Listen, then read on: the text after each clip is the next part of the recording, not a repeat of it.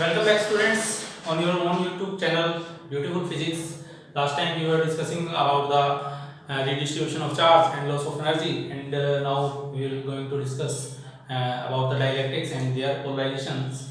Uh, in the previous lectures we have already discussed about the conductors and insulators, that the conductors are the solids which permits the flow of electric charge through them, and on the other hand insulators are the solids which do not permit the flow of charge through them. In the same series, we have dielectrics are the solids which do not permit the flow of charge through them. It means they are necessarily insulators. Okay, they do not permit the flow of charge through them, but they exert electrostatic force of attraction, or we can say electrostatic force on one another when they were placed in the electric field. Okay. Let's discuss about the dielectrics. We have two types of dielectrics.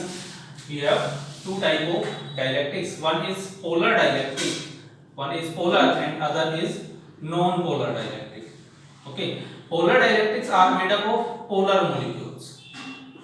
These are made up of polar molecules. And non-polar molecules are non-polar dielectrics are made up of non-polar molecules. Okay, and what are the polar and non-polar molecules? Polar molecules are those molecules in which the center of mass of positive charge does not coincide with the center of mass of negative charge. Okay, and on the other hand, non-polar molecules are those molecules in which the center of mass of positive charge coincides with the negative charge. Polar molecules are represented by, like this one, positive charge and negative charge, and the non-polar molecules are represented by this arrangement. Okay, here we can see that positive charge is at the separate surface and the negative charge is on the separate surface, but here the positive and negative charge lies at a single point. So these are the non-polar molecules and these are the polar molecules, and the dielectrics made up of polar molecules are known as polar dielectrics, and the dielectrics made up of the non-polar molecules are known as the non-polar dielectrics. Okay, now we will discuss about the polarization of the dielectrics in the external electric field. Before studying the polarization of polar and non-polar dielectrics in the external electric field, let's see what happens when the dielectrics are placed in the electric field. Suppose this is our region where we have no electric field. Here in this region, the electric field is zero. We have some polar molecules and some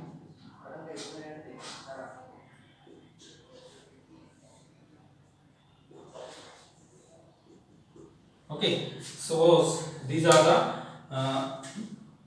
polar molecules present in a region where there is no electric field, and suppose this arrangement is now shifted to a region where there is a electric field, means the electric field is not zero in this region.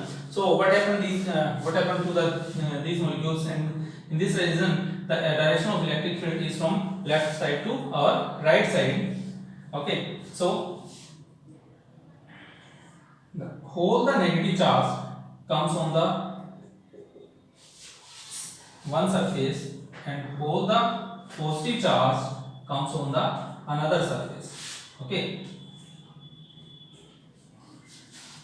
let's see here in this region there is no electric field, so the positive charge and negative charge is randomly distributed but when this dielectric is placed in a region where electric field is present, we see that all the negative charge is shifted towards the left side and all the positive charge is shifted to the another side. Okay, in the same manner, if we have the non-polar dielectrics like this one present in the region here no electric field, and this dielectric placed in the external electric field, we have a structure like this one.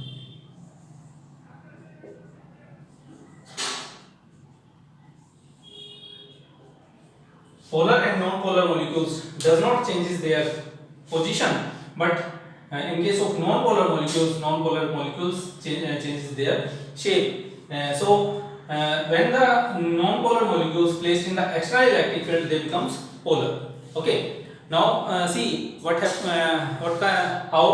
dielectrics gets polarized when they were placed in the external electric field. Let's see what happens.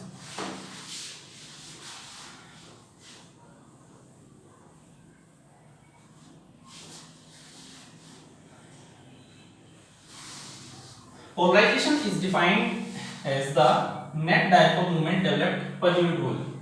Okay, the polarization is defined as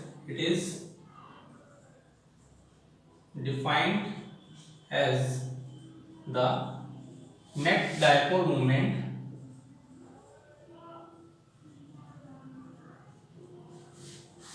developed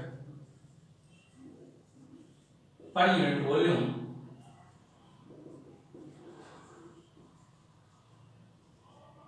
in the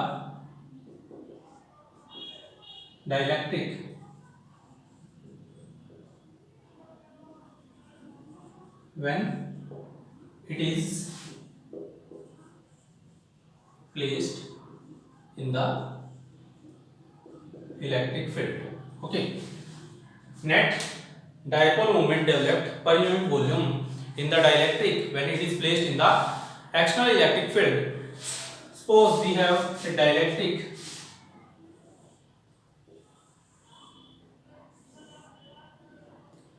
and it is placed in the external electric field, and the strength of electric field is E naught outside the dielectric.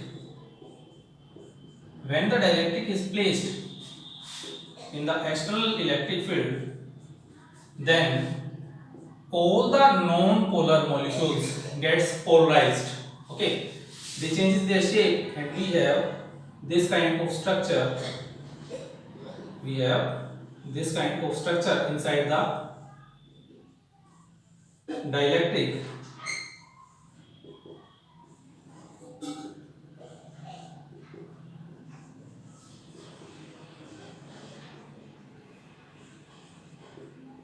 From this arrangement, we can see that all the positive charge comes on this surface and all the negative charge comes on this surface. But in the dielectric, as we can see, this positive charge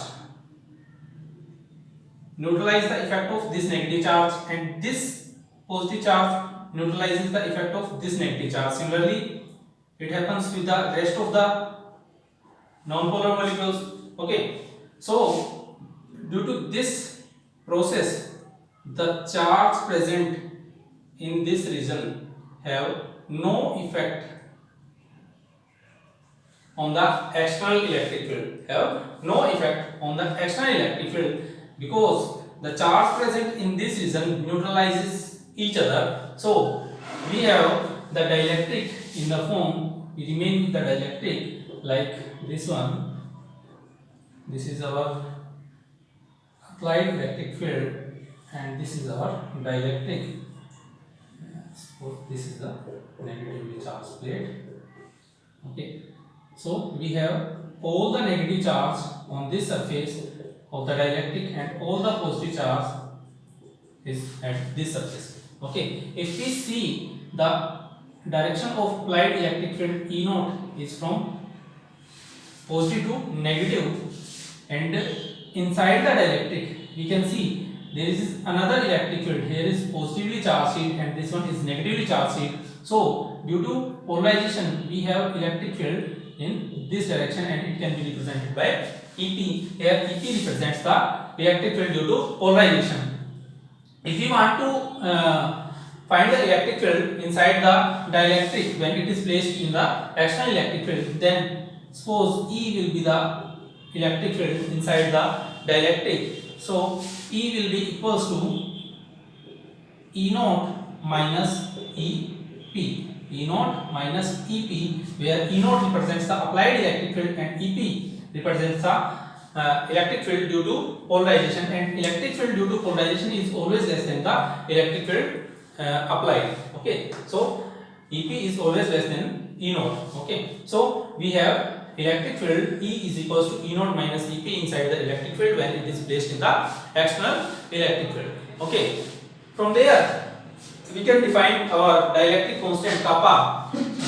Dielectric constant kappa is equals to electric, and it is the ratio of electric field in the free space. This is our free space electric field, and in the free space electric field is E, and to the electric field in the given medium. Electric field in the given medium is E. So we have E naught divided by, in place of E we can put E naught minus EP. Here EP represents the electric field due to polarization. So in case of dielectric, we represent the dielectric constant by E naught minus EP. Here E naught is the applied electric field and EP is the electric field due to polarization.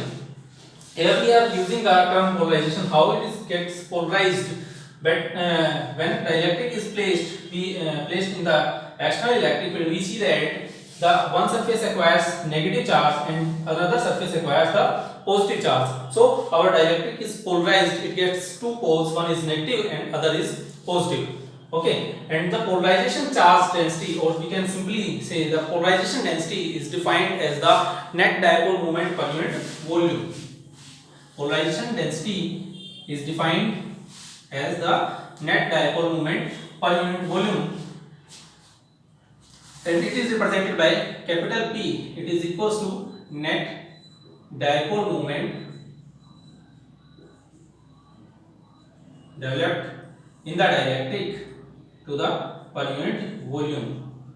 Suppose our dielectric have an area of cross section. Suppose this is the area A, and the separation between the two surfaces, one is negatively charged and positively charged surface, is D, and either positive charge or negatively charged surface acquires QP amount of charge, QP amount of positive charge and QP amount of negative charge due to polarization. So net dipole moment can be represented by QP into separation between the surfaces.